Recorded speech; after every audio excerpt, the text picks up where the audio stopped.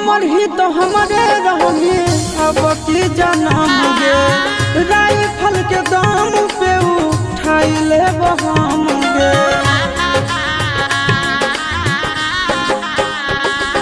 अरे हमर ही तो हमारे रहे अब की जनम गे राइफल के दाम पे उठाई ले हम गे।